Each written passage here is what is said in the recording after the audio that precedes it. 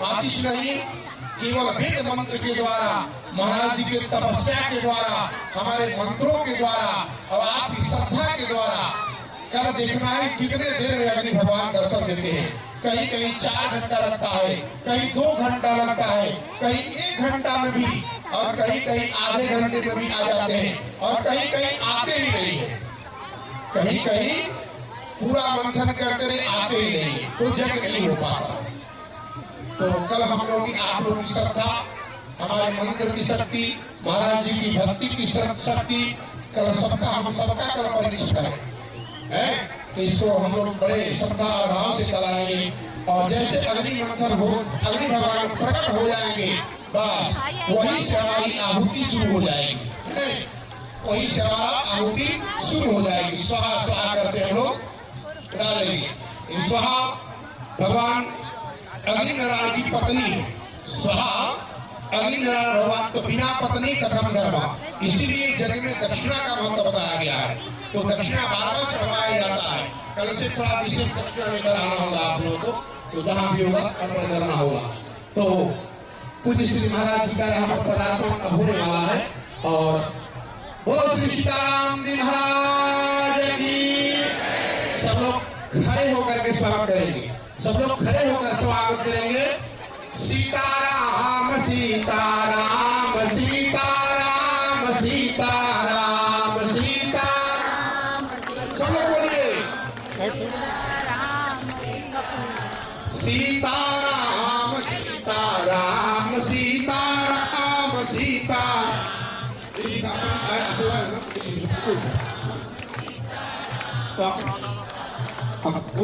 कुछ नहीं लगवाइए। सीताराम सीताराम सीताराम सीताराम सीता,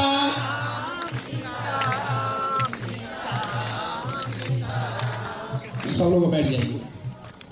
सीताराम सीताराम सीताराम सीताराम सीताराम सीताराम सीताराम सीताराम सीताराम सीताराम सीताराम सीताराम सीता,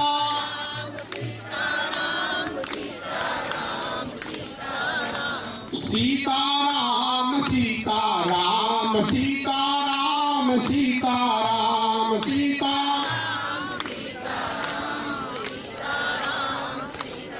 बोलो जगन्नारायण भगवान की जय, गुरुदेव भगवान की जय। देखिए हम लोग का परम सौभाग्य,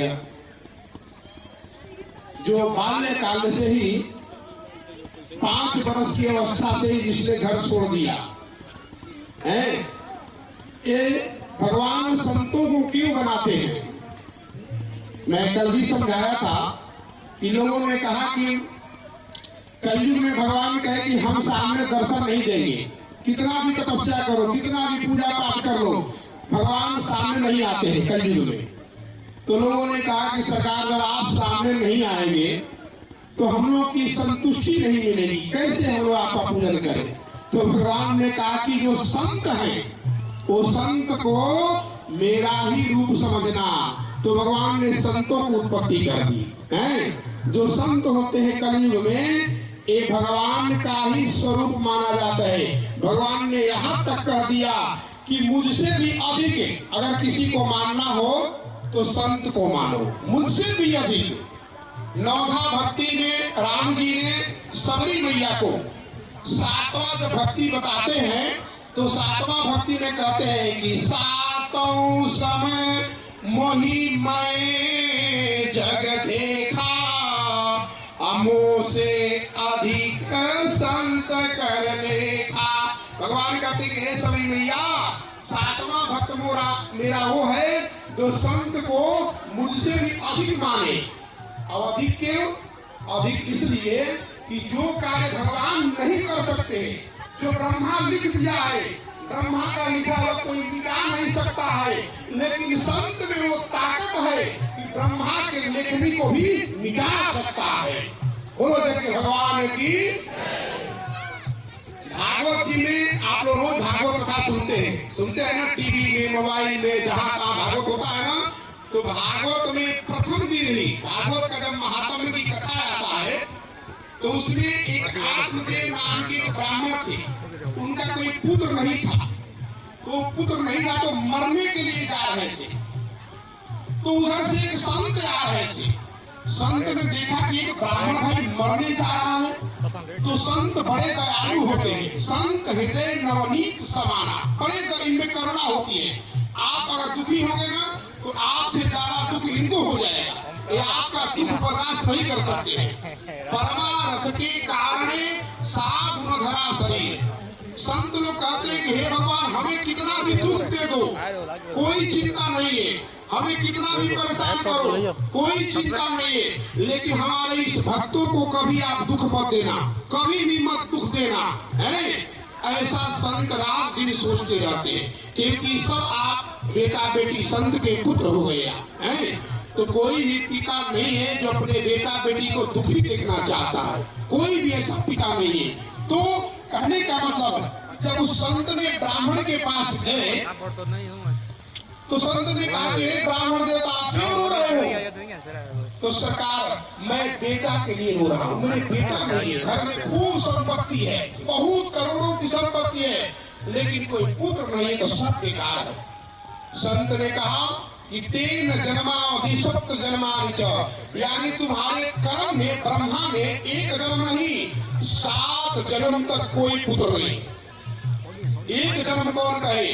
तुम 7 बार जन्म लोगे और ब्रह्मा ने लिख दिया है कि 7 जन्म तक तुम बिना पुत्र को रहोगे, कोई पुत्र नहीं तुमको होगा। अब तो ब्राह्मण जो सुना, मान लीजिए किसी आप डॉक्टर के पास गए इलाज कराने के लिए और डॉक्टर कह दे कि अब तुम 1 घंटा में मर जाओगे, कोई नहीं बता सकता है। तो 1 घंटा का वो ये सब सुन करके आधे घंटा में बेचारे का प्राण जाएगा। लेकिन वो ब्राह्मण बड़े ज्ञानी थे, पढ़े लिखे थे। बोला कि महाराज 7 जन्म तक कोई मेरे पुत्र नहीं है, तो मैं अभी तो मरने जा रहा था। अब की बार मैं अपने माथा को आपके चरण में इतना तेज पटकूंगा कि मैं तो मरूंगा, आपको ही ब्रह्म हत्या लग जाएगी। उस पंडित जी ने संत जी से कहा कि मैं अपना माथा अभी आपके चरणों में फोड़ लूंगा और मैं तो मरूंगा, आपको भी ब्रह्म हत्या लग जाएगा। संत ने कहा कि राम राम कहाँ फंस गए हम कि मुझको भी ब्रह्म हत्या लग जाएगा। तो संत ने कहा क्या चाहते हो? मैं पुत्र चाहता हूँ। संत ने कहा कि तेरी किस्मत में जब 7 जन्म तक कोई पुत्र है ही नहीं तो मैं कहाँ से दे दूं? ब्रह्मा लिख दिया है। पंडित जी ने कहा कि मैं भी ज्ञानी हूँ, 1 शास्त्र पढ़ा हूँ, जानता हूँ कि जो ब्रह्मा का लिखा हुआ कोई नहीं मिटा सकता है, लेकिन अगर एक संत चाहे तो ब्रह्मा के लेखनी को भी मिटा सकता है। तो ये संत। और फिर क्या हुआ? पंडित जी ने बोला कि हे संत देवता, अपने हाथ से कुछ भी उठा कर दे दीजिए, मिट्टी भी उठा कर दे दीजिए, तो मुझे विश्वास है कि मेरा कल्याण हो जाएगा। अब तो संत जी ने सोचा कि अगर नहीं देता हूं तो ये मरेगा, अब मरेगा तो ब्रह्म हत्या मुझे भी लगेगा। और संत जी ने क्या किया? अपने झोली से एक फल निकाला, एक फल निकाले और फल निकाल करके भगवान का नाम लेकर के हे भगवान आप मेरी रक्षा करना, इसको सुंदर एक पुत्र दे देना। और फल लेकर के भगवान का नाम लेकर के पंडित जी को फल को दे दिए और पंडित जी को फल देकर के बता दिए कि थोड़ा सा नियम करना, घर में जाकर के अपनी पत्नी को खिला देना और पत्नी को झूठ नहीं बोलना। बोला झूठ नहीं बोलेगी और भगवान को रोज स्मरण करेगी, बस ये थोड़ा सा नियम करना तो खूब सुंदर पुत्र होगा। तो पत्नी को ले जाकर पंडित जी ने वो फल को दिया, लेकिन उनकी पत्नी बोली कि कहीं साधु महात्मा पता नहीं कौन सा जादू कर दिया हो, टोना कर दिया हो। लोग सोचते हैं ना फल खाने से कहीं बच्चा होता है क्या? ये सब बकवास है, सब झूठ है। पत्नी बड़ा क्रूर स्वभाव की थी, बहुत झगड़ालू थी, बहुत झगड़ती थी पति से, रोज लड़ती थी। महाराज आप लोग तो बहुत अच्छी है, आप लोग कोई नहीं लड़ती है, आप लोग अपने पति का खूब सेवा करती हो। और जो लड़ती है वो हम सब जानते कौन का लड़ता होगा। बोलो जय भगवान की। तो आप लोग बहुत लक्ष्मी है, तो पत्नी तो खाई नहीं और जाकर के गौ माता को खिला दी। बोली देखता हूँ, परीक्षा करता हूँ, गौ माता को खिला दी और अपने खाई नहीं। तो गौ माता को संत का दिया हुआ प्रसाद गौ माता को जब खिलाई तो भगवान की कृपा ऐसी हुई कि गौ के द्वारा एक खूब सुंदर पुत्र का जन्म हुआ, खूब सुंदर पुत्र। हाँ, अगर वो खाली होती तो उसको होता, लेकिन वो खाई नहीं, गौ को खिलाई। तो गौ माता और वो नहीं खाई तो उसके घर में एक दुष्ट पुत्र पैदा हो गया जिसका नाम पड़ा धुंधुकारी, जो माता पिता को रोज मारता था, सारा संपत्ति लूट लिया, सब कुछ। ये संत पर विश्वास न करने का फल। इसलिए मैं समझा रहा हूँ कि जो गुरु जी आए हैं, जो भी बात कहेंगे ये आपके कल्याण के लिए कहेंगे, आपके हित के लिए कहेंगे। अब देखो शरीर कैसा, एक वस्त्र एक ही पहन लेना, एक ही ओढ़ लेना। इनके पास ऐसे ऐसे शिष्य हैं कि चाहे तो पूरा शरीर सोने से बढ़ा सकते हैं, पूरा शरीर, कोई धन की कमी नहीं, कोई संपत्ति की कमी नहीं। बैठे बैठे एक माला जप दे तो करोड़ों रुपया बरस जाए, करोड़ों रुपया बरस जाए। लेकिन फिर भी आपको धनी बनाने के लिए, आपको अमीर बनाने के लिए, आपको सुखी बनाने के लिए जानते हैं कि बिना इस जग में बैठे हुए अथवा जग में भाग लिए हुए जजमान का कल्याण नहीं हो सकता है। मैं परसों भी बताया था कि भगवान श्री कृष्ण जब पूरा महाभारत युद्ध संपन्न हो गया तो उन्होंने सोचा कि हमारे ग्वाल बालों का, हमारे माता पिता का कल्याण अभी नहीं हो सकता है जब तक वो जग में जजमान न बने। तो भगवान ने कुरुक्षेत्र, दिल्ली हरियाणा के पास में एक कुरुक्षेत्र है, वहां पर जाकर के ठीक इसी तरह का एक यज्ञशाला बनाए और नंद बाबा यशोदा मैया को जजमान बनाए, देवकी जी को, वासुदेव जी को, जितने ग्वाल बाल थे सबको जाकर के जग में जजमान बनाए। जैसे आप लोग बैठे हैं ना, उनको जजमान बनाए, बोले कि आप लोग जजमान बनिए और अपने हाथों से आहुति डालेंगे, तब जाकर के हमारा मानव जीवन कल्याण हो जाएगा। जो भी जाने अनजाने में गलती हो गया हो, कोई पाप हो गया हो, उन सबका प्रायश्चित हो जाता है हवन और पूजन करने से। तो इसलिए मैं निवेदन कर रहा था कि एक संत का सानिध्य हम लोग को ऐसे मिला हुआ है, हम लोग बड़े भाग्यशाली, बड़े भाग्यशाली। पता नहीं अब दोबारा, अब तुम सोचो कि चलो अब की बार नहीं मैं जजमान बना, अगले साल बन जाऊंगा, तो अगले साल ये संत कहाँ रहेंगे कोई भरोसा नहीं। रमता जोगी बहता पानी, इनकी महिमा कोई न जाने, कब कहाँ चले जाए। अभी दिख रहे हैं, पता नहीं एक पल में चल देंगे, एक पल में महाराज। ऐसे ऐसे जगहों में हम लोग देखिए महाराज जी को हैं। इसलिए संत अगर प्रसन्न हो गए तो तुम्हारी सारी परेशानी दूर हो जाएगी। इसलिए ये नियम तो मैं गुरु जी को इसलिए बुलाया कि जग का जो नियम है, बिना गुरु मंत्र लिए, बिना गले में तुलसी बांधे जग में प्रवेश नहीं कर सकते हैं। आप आहुति डालेंगे तो उसका पूरा फल नहीं मिलता, पूरा फल। यहाँ तक शास्त्र में कहा गया है कि हम जमीन पर बैठते हैं, वो जमीन अशुद्ध हो जाता है। आप जल किसी को पिलाते हैं तो जल मूत्र के समान हो जाता है, भोजन कराते हैं भोजन पिस्ता के समान हो जाता है, बिना तुलसी वाले मारा। एक बार क्या हुआ कि नारद जी कथा सुनने जाते थे। अगर कथा सुनकर के जाते थे नारद जी, तो भगवान क्या करते थे, वहां का भूमि गोबर से लिपवाते थे।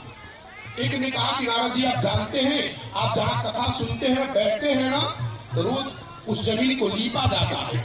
नारद जी ने कहा क्यों, क्या कारण है, सबका क्यों, मेरा ही क्यों लीपा जाता है।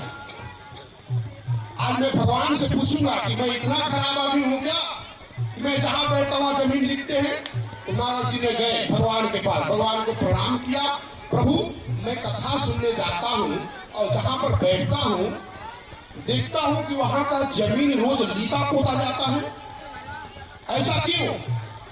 भगवान ने कहा कि नारद जी जानते हैं आप जहाँ बैठते हैं वहां की जमीन अशुद्ध हो जाती है। क्यों सरकार, अभी तक आपने मंत्र नहीं लिया, अभी तक गले में आपके तुलसी नहीं है, तो जो बिना मंत्र लिए बिना तुलसी बांधे अगर कोई भी कार्य करता है तो जमीन अशुद्ध हो जाता है। अच्छा ठीक है, चलिए देखिए मैं समय एक थोड़ा समझा दिया, गुरु जी को जल्दी जाना है, कहीं कुछ लोग आए हुए मेरे पास में सूचना आया, चलिए वो तो मैं समझाते रहूंगा।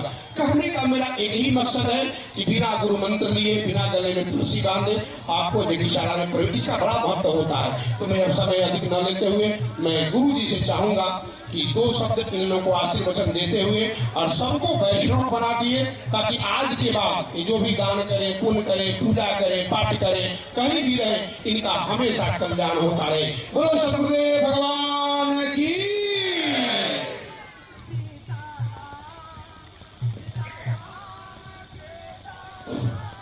सबको जय श्री राम। आप लोगों से यही निवेदन है कि आपके नगर में जो यज्ञ हो रही है और सभी जजमान भी फले फूले और अन्य सभी दर्शक भी फले फूले, यज्ञ में जो भी आए दर्शक वो 3 काम अवश्य करें। अरशाला का परिक्रमा जरूर करें, रसौड़े का भी प्रसाद जरूर ले, और जो भी साधु ब्राह्मण यहाँ आए हैं उनका दर्शन भी अवश्य करें। और अन्य दर्शकों को ये बोल रहा हूँ, जजमान को तो करना ही करना है। एक वैद ने विधि लिखी है, आयुर्वेद में मैंने पढ़ा है कि जब आदमी का मृत्यु होता है तो उसके गले में तुलसी जल डाली जाती होगा आपने। तो जब तक आप कंठ में तुलसी नहीं धारण करेंगे तो जो आहुति भगवान को प्रदान करेंगे वो स्वीकार नहीं करते हैं, अपवित्र घोषित करते हैं कि इसका दिया हुआ जो व्यवस्था है वो अपवित्र है। तो ये तुलसी माला सबको एक एक दी जाएगी, माता लोगों को भी दी जाएगी, पुरुष लोगों को, ठीक। और जो आप लोगों ने जो गुरु किया होगा उसके मंत्र को अध्ययन कर जिसको जानकारी है, लेकिन ये धारण जरूर करना है। जैसे सबको जनेऊआचार्य ने धारण करा दिया और नियम भले बाद में आप तो न पहनना कोई बात नहीं, लेकिन 11 दिवस तुलसी को धारण करना आवश्यक। इसके बिना एक मंडप में प्रवेश जो है वो वर्जित रहेगा। तो आप सभी लोगों से ये निवेदन है कि लाइन बाय लाइन करके एक तुलसी लेते जाएं और अपने गले में डालते जाएं। और इसके बाद जो है आचार्य जी जो अपना बताएं, और आज के तारीख से आप लोग आचार्य जी के अंतर्गत रहेंगे। ये नियम जो बताएंगे आपको, उस नियम के आधार पर आपको रहना है। यज्ञ के अगर परिपूर्ण फल लेना है तो जीवन भर तो आप लोगों को सब कुछ किया है, एक बार इसको पक्के रूप से आजमा के देखो, नियम को मान के देखो। अगर वो फल न मिले तो मैं फिर दोबारा इस नगरी में आऊँगा तो बता देना। और ये नहीं कि आचार्य जी कहीं पूरा पड़े बैठो तो पश्चिम बैठना, नहीं, नियम को फॉलो कर लेना, नियम को मान लेना और स्वीकृति कर लेना। अपने मन में जो संकल्प है उसको धरे रखना, निश्चित रूप से पूरा होगा, निश्चित 100% 100% पूरा होगा। तो यही मेरा निवेदन है कि आप जो है ये नंबर से आ जाए और लेते जाए तुलसी माला और अपने अपने गले में डाल दें। तुलसी माला अपने अपने गले में डाल।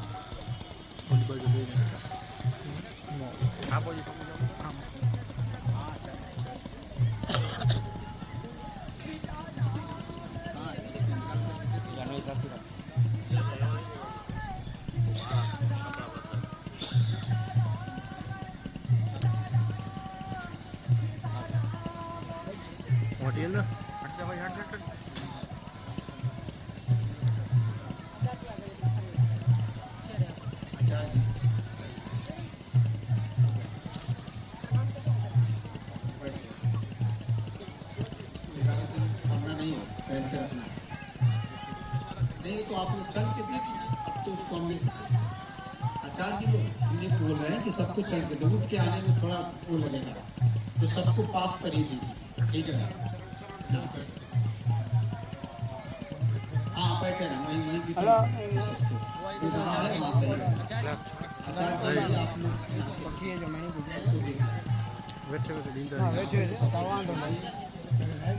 सभी लोग ये तुलसी को आम करना सब लोग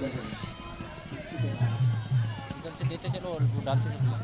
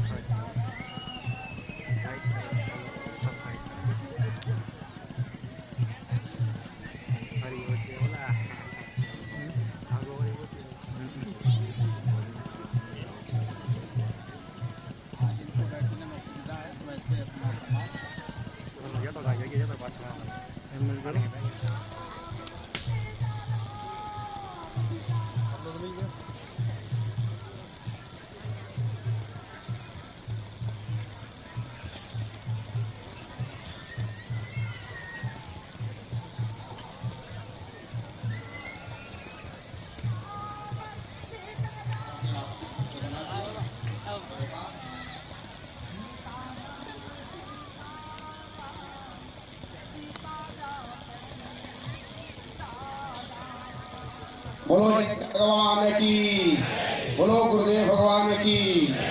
वाह, अब बिल्कुल प्रसन्न रहना है। और कल मैं बताया था कि अब चिंता नहीं करना है, किसी बात की चिंता नहीं करना है, केवल हमें चिंतन करना है। चिंतन, चिंता नहीं। क्यों? जब हमारे साथ गुरु जी हो गए हैं, अब जो भी हमारा दुख सुख पाप होगा वो सब गुरु जी अपने ऊपर नहीं, केवल पुण्य हमको देंगे। ठीक है? जो गले में तुलसी आप लोगों को दिया गया है, ये अवध धाम से मंगाया हुआ तुलसी है, अयोध्या धाम से। एक विशेष रूप से इसका निर्माण कराया है गुरु जी ने आपके कल्याण के लिए। गले में तुलसी धारण करके ही कोई भी कार्य किया जाता है। तो आज से आप लोग वैष्णव हो गए, वैष्णव दीक्षित हो गए। अब जो भी 11 दिन तक ये माला गले में रहेगा, 11 दिन तक। उसके बाद भी रख सकते रखने वाले, बाकी नहीं रखने।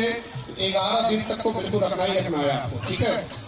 इस माला का और इस मंत्र का, इस माला में भी गुरु जी ने अपने कुटिया में इसको अभिमंत्रित किया है। ये माला तो कहीं मिल जाएगा आपको दुकान पर, लेकिन नहीं, इस माला को अभिमंत्रित मंत्र उसमें रखा गया है। गुरु जी ने इसमें गुरु मंत्र दिया, राम मंत्र दिया है इसमें। उस मंत्र के द्वारा सिद्ध करके तब आपको पहनाया जा रहा है। तो निश्चित बहुत बड़ा इससे लाभ आपके जीवन में होने वाला है। और जैसे कि मैं बताया, आज से भगवान का स्वरूप गुरु जी हो गए आपके। तो हम लोग इसका मूल्य, इसका दक्षिणा क्या दे सकते हैं? करोड़ों दोगे तो भी कम है, इसका कोई संपत्ति नहीं दे सकता है। फिर भी एक जो प्रक्रिया होता है, जो नियम होता है, तो आप लोग गुरु जी को प्रणाम करते समय जो भी अर्पण करना चाहें अर्पण करके प्रणाम कर लीजिएगा। और बाकी हर अपने चिंता को गुरु जी के चरणों में सौंप देना है। और गुरु जी हमारी अब चिंता करेंगे कि कहाँ से आपको क्या दिक्कत है, क्या परेशानी है। ये सब गुरु जी रात दिन जो माला जपते रहते हैं, आपके सारे दुखों का निवारण करेंगे। कोई चिंता नहीं करना है। बोलो हनुमान जी महाराज की। हमारे साथ है गुरुदेव, तो किस बात की चिंता। हमारे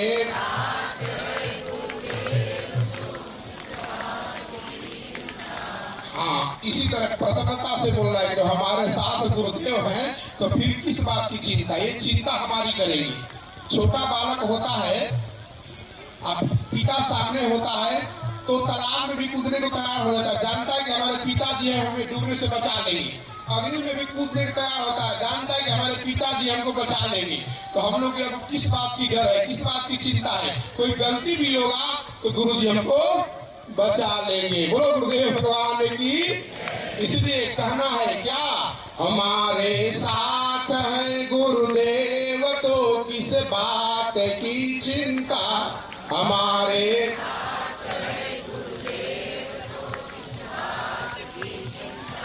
हमारे साथ है गुरुदेव, तो किस बात की चिंता। हमारे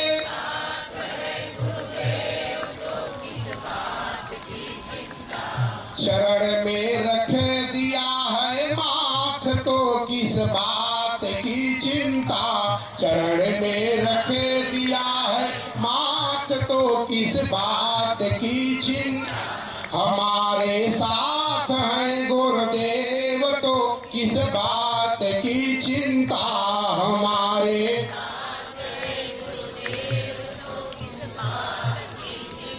बोलो एक नारायण भगवान की। बोलो श्री सीताराम जी महाराज की। गौरी शंकर भगवान की। हनुमान जी महाराज की। मैं कल समझाया था आप लोगों को, हम कह रहे जय तो आप लोग कह रहे हैं, जय बोलना है नहीं बोलना है। आप लोग भूखे तो हम भी भूखे ही, हम भी भोजन नहीं किए, चिंता मत करिए।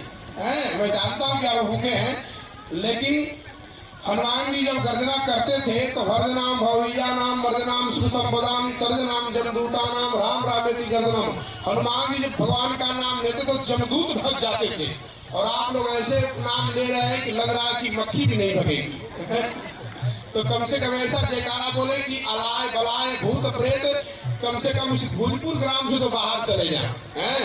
हनुमान जी महाराज की वाह, थोड़ी सी जोड़ा लगा दीजिए।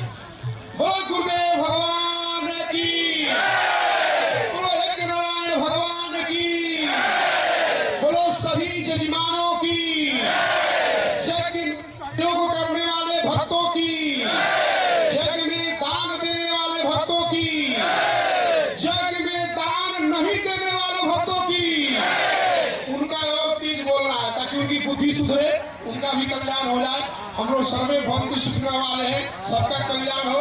बोलो यज्ञ भगवान की, नमः पार्वती पतये, हर हर महादेव। वाह, बहुत पसंद। जैसे आप लोग हंस रहे मुस्कुरा रहे हैं, ऐसे आजीवन आते रहिए, क्योंकि जो गुरु के सामने मुस्कुरा करके बैठता है वो आजीवन मुस्कुराता रहेगा, कभी दुख का छाया भी आप पर नहीं आएगा। अब हाथ जोड़ लीजिए सभी लोग, सब लोग हाथ जोड़ लें, और गुरु जी यहाँ से आशीर्वाद दे रहे हैं सबको।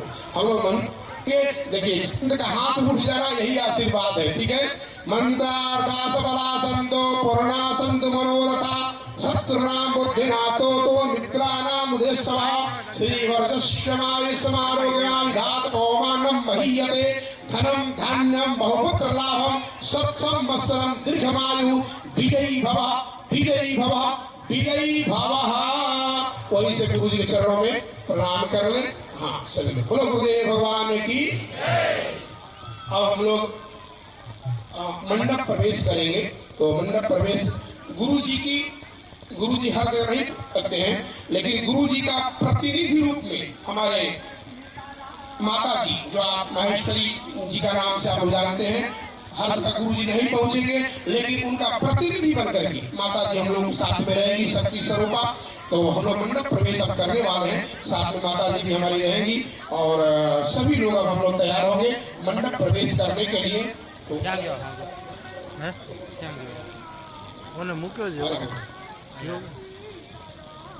जगह चेंज कर दूँ जाऊँ लोग बुक गई अब देखिए क्या कर रहा है।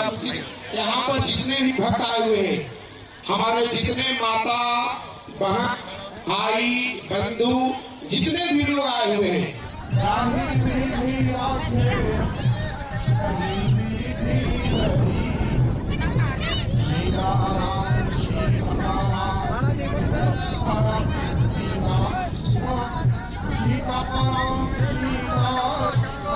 चलो एक परिक्रमा एक परिक्रमा चालो करो परिक्रमा करो यही खड़ा साइड अंदर चलो चालू करो वाह परिक्रमा चालू करो तलावा बांध दीजिए चालू करो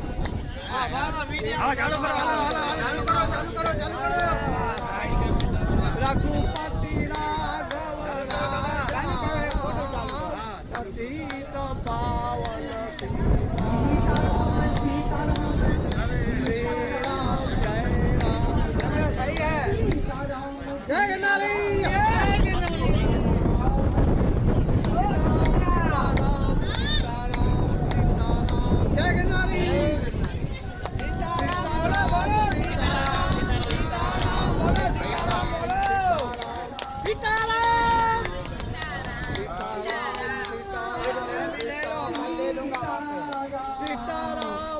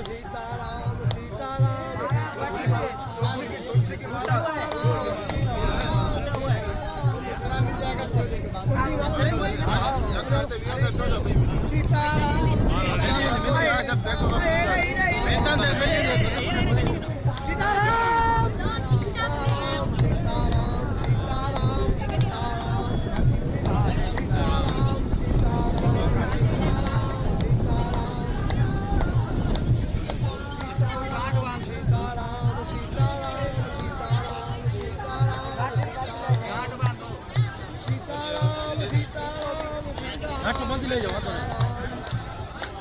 गणपति बताए जमीन ते लोग काय बताए ना जमीन तपासी देना आई है गणपति वाला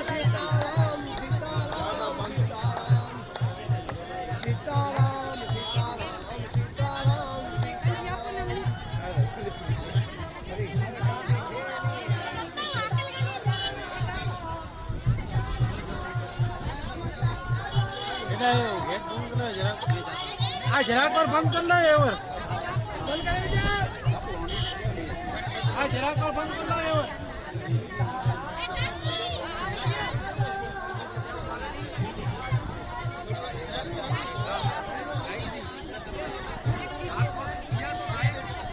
वापस दे देना गार्ड वाला आपके पास है नहीं है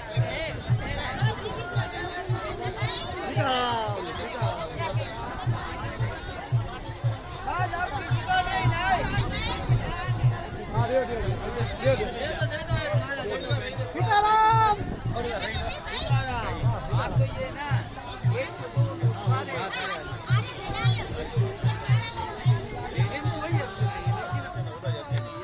दूसरे गेट से आ गए दूसरे गेट से क्यों आ रहे हो आप ही छोड़ नहीं पढ़ना ही हम ही नहीं पढ़ना ही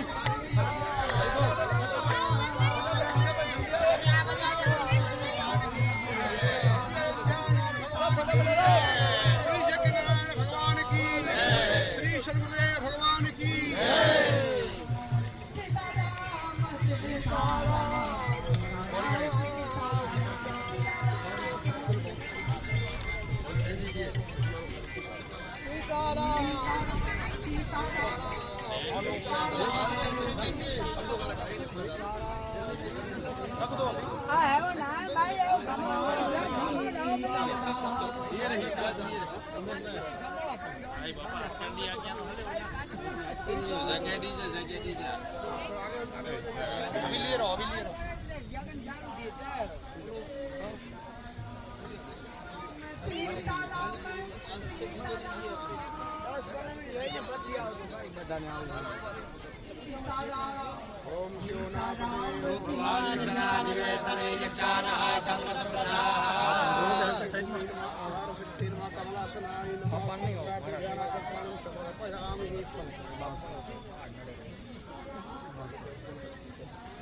महाराज जी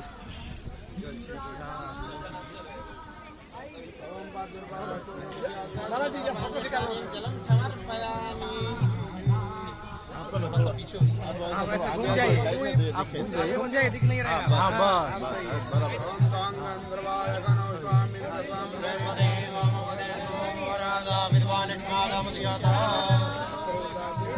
इसको थोड़ा और ऊपर करो, तुम बीच में आओ, इसको और ऊपर करो, तुम बीच में आ जाओ।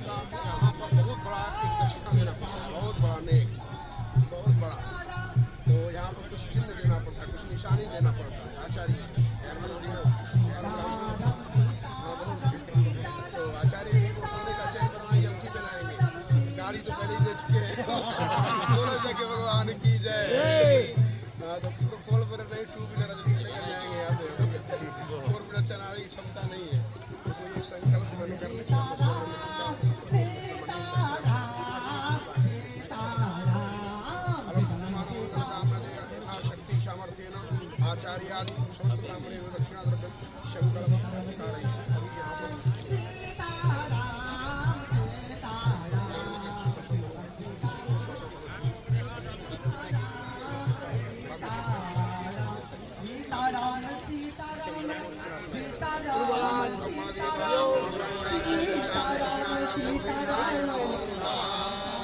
नारायण भगवान की लक्ष्मी नारायण भगवान की सीताराम जी महाराज की हनुमान जी महाराज की और सभी जजमानों की सबके माता पिता की सबके बाल गोपाल की नमः पार्वती पतये।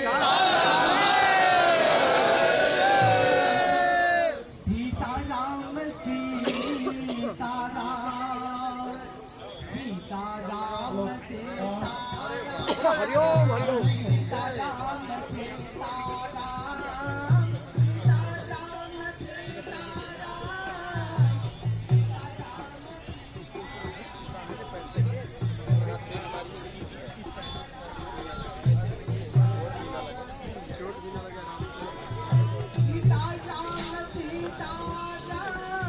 भाई आराम से जा जाओ, लाइन में जा जाओ।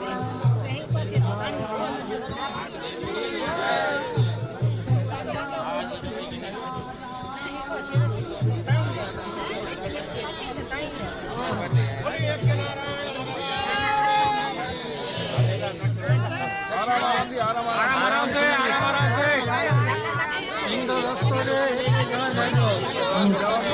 ये लेके बैग में लेने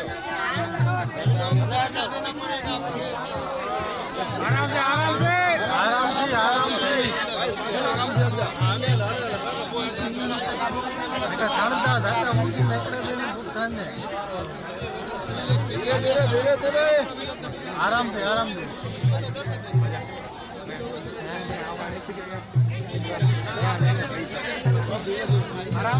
से द्यौरादितिरन्तरिक्षमदितिर्माता सविता सपुत्रः विश्वे देवा अदितिः पञ्चजना यदितिर्जातमदितिर्जनितवम् देवशान्तिः सर्वभौम शान्तिः शान्तिरेव शान्तिः सामा शान्तिरेधि शान्ति शान्ति शान्ति सुशान्तिर्भवतु सर्वारिष्ट शान्तिर्भवतु सर्वदोषोपनिवृत्तिरस्तु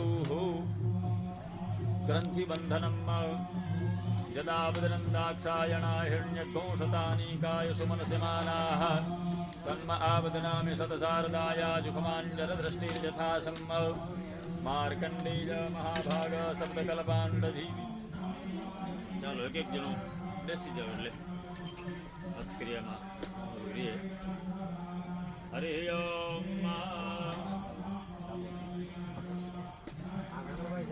શ્રી ગુરુદેવ નમઃ ગુરુભ્યો નમઃ પરમેશ્વરાય નમઃ પરમેષ્ઠિ ગુરુભ્યો નમઃ પરાત્પરમ શ્રી સદગુરુ પરમાત્મને નમઃ ગણપતિ મહારાજને નમસ્કાર કરજો શ્રીમન મહાગણાધિપતયે નમઃ આપણા ઈષ્ટ દેવતાને નમસ્કાર બધા જ દેવતાઓને સાથે નમસ્કાર કરવાના સર્વેભ્યો દેવેભ્યો નમઃ પછી આપણે જે કર્મ કરીએ છીએ એના મુખ્ય દેવતા ભગવાન રામચંદ્ર છે મર્યાદા પુરુષોત્તમ ભગવાન રામચંદ્રના આખા પરિવારને નમસ્કાર કરજો રામચંદ્રાય નમો નમઃ निर्विघ्नमस्तु सुमुखस्य दन्तश्च कपिलो गजकर्णकः लंबोदरस्य विघ्नो विघ्नाशो विनायकं तदेव लक्ष्मीपते त्रिभुवन स्मरामि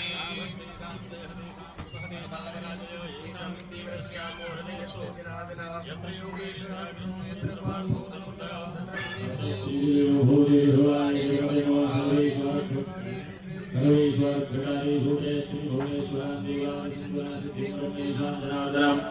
विनायकं गुरुं भानु ब्रह्म विष्णु महेश्वरान् सरस्वतीं प्रणम्यादौ सर्वकार्यार्थसिद्धये તમારી સામે જે ભગવાનની મૂર્તિઓ છે એના ચરણોમાં ફૂલ રાખી દીધું કોણ આવ્યો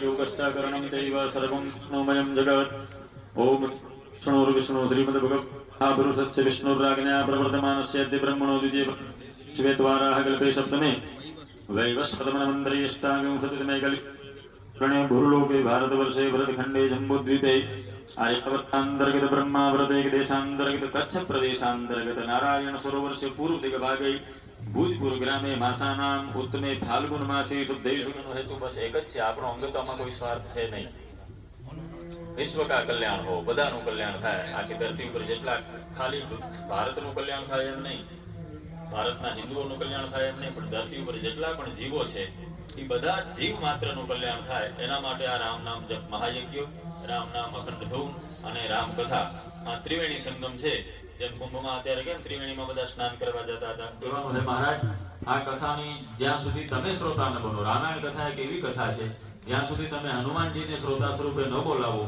ત્યાં સુધી કથા આપણામાં ઉતરે નહીં એટલે રામાયણની ચોપાઈમાં પણ કીધું છે આ એ હનુમંત બિરાજી કથા કરું મતી અનુસાર એટલે હનુમાનજી મહારાજથી કહેવાનું હે ભગવાન તમે પણ અહીંયા પધારજો અતુલિત બલધામમ હેમ શૈલા બદેહમ તનુજવન કૃષાનમ જ્ઞાનિનામ અગ્રગણ્યમ સકલ ગુણ વિધાનમ વાનરાણામ અધીશમ रघुपति प्रिय भक्तम वात जातम नमामि इंद्र विधियो प्रतिष्ठापयामि कलशने 4 दिशाમાં 4 ચાંદલા કરી દિયો ओम ऋग्वेदाय नमः ओम यजुर्वेदाय नमः ओम सामवेदाय नमः ओम अथर्ववेदाय नमः પાણીની અંદર એક ચાંદલો કરી દેવાનો મધ્ય પામપતે વરુણાય નમઃ પાણીની અંદર ચંદ્ર સુતો બ્રહ્મા મધ્યમાં ત્રિગુણા શ્રુતા ઉક્ષોતો સાગરા સર્વે સપ્તદીપા સંધરા ઋગ્વેદો યજુર્વેદ સામવેદો શ્રવણ અંગેશ્ચ સહિતા સર્વે કલશાંબુષમાશ્રિતા ગાયત્રી શાસ્ત્ર સાગરી શાંતિ પુષ્ટિ તથા આયા પૂજાર્થં દુર્તિક્ષકારક ગંગે ચ યમુને ચૈવ ગોદાવરી સરસ્વતી નર્મદે સિંધુ કાવેરી જલેસ્મિન સન્નિધિં કુરુ બ્રહ્માંડો દરદર્થાનિ કરસ્પર્શાનિ તૈર્વે તે પ્રભાય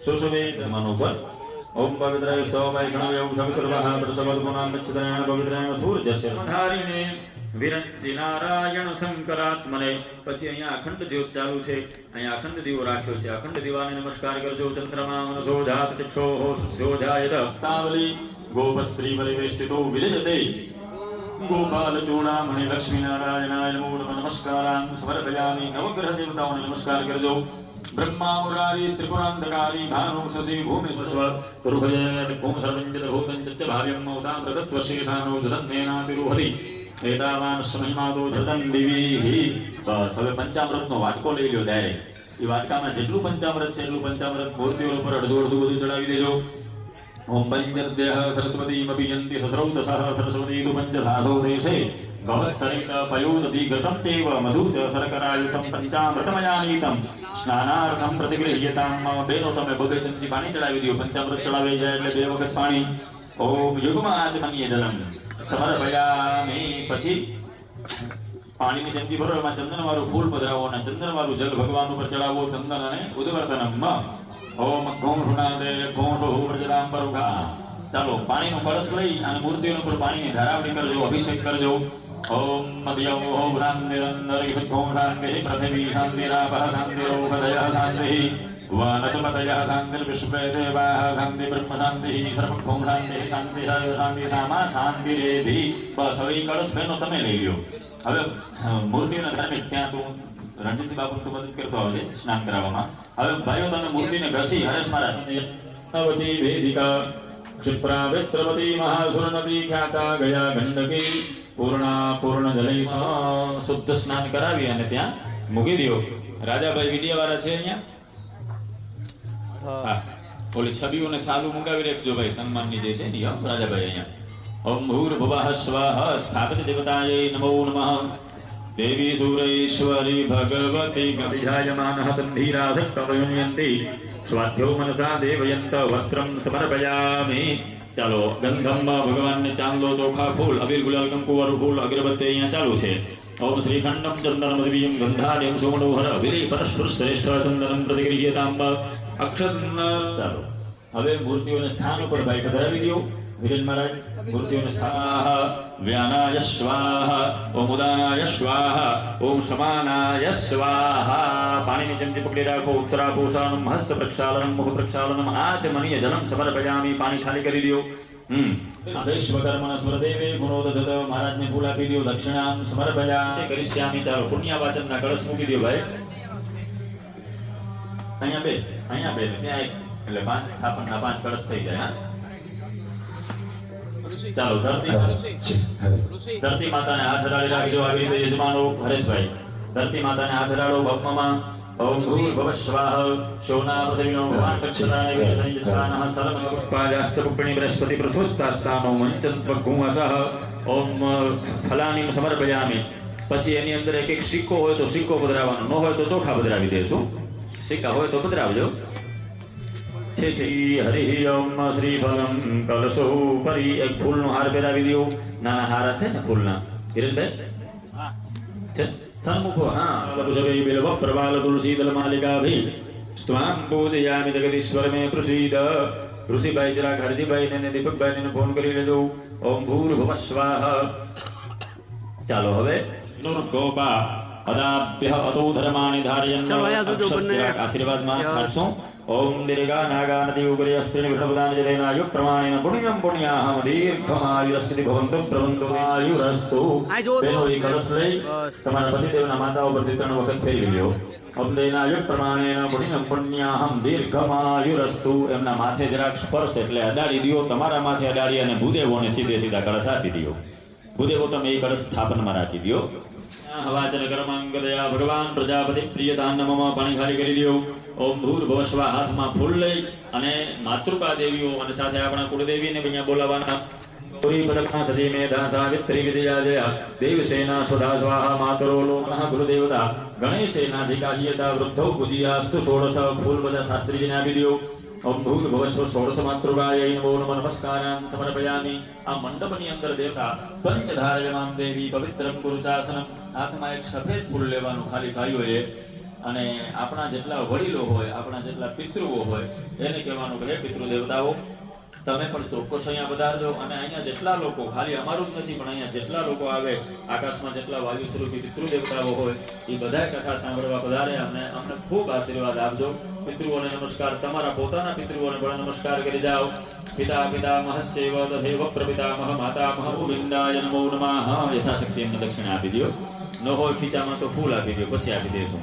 હોય તો આપી દો. સરસ. દ્રવ્યેતિ દક્ષિણામ સમર્પયામિ. સરસ. દેવા માતા જાગી પાર્વતી પિતા મહાદેવા એકદંત દયાવંત ચાર ભુજાધારી એકદંત દયાવંત ભુજાધારી માથે પે સિંદૂર સોહે મૂષકી સવારી માથે પે સિંદૂર સોહે મૂષકી સવારી સર્વ કાર્ય સિદ્ધ કરે શ્રી ગણેશ દેવા. જય ગણેશ જય ગણેશ જય ગણેશ.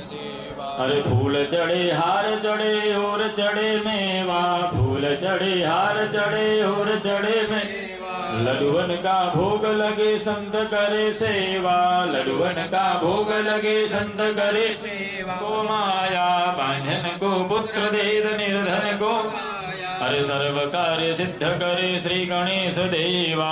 जय गणेश जय गणेश जय गणेश देवा.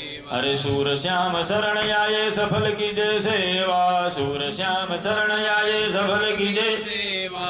माता जाकी पार्वती पिता महादेवा माता जाकी पार्वती पिता नमोस्तुते. जलेन शीतलीकृत्य यानिकानि च पापानि जन्मान्तरकृतानि च तानि सर्वाणि नश्यन्तु. प्रदक्षिणां पदे पदे जगन्नाथे भगवानને આરતી અર્પણ કરી દો. એક આરતી વાળા બેનો ઊભા છે ના બીજો ભગવાન કી कुलदेवी रवेजी मात की कुलदेवी मोमाय मात की कुलदेवी पीठड़ मात की जय. ओम नमः पार्वती पतये हर हर महादेव. અહીંયા બાજુમાં જ ગણપતિ મહારાજનું મંદિર છે. ત્યાંથી રામચંદ્ર ભગવાનની જે કથા છે રામાયણની પોથી આપણે માથે પોથીજીને અહીંયા વાંચતે ગાતે શોભાયા.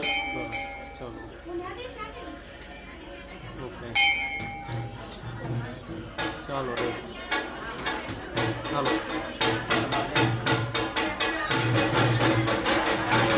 ઓકે ચાલો રેડી બુદેવ.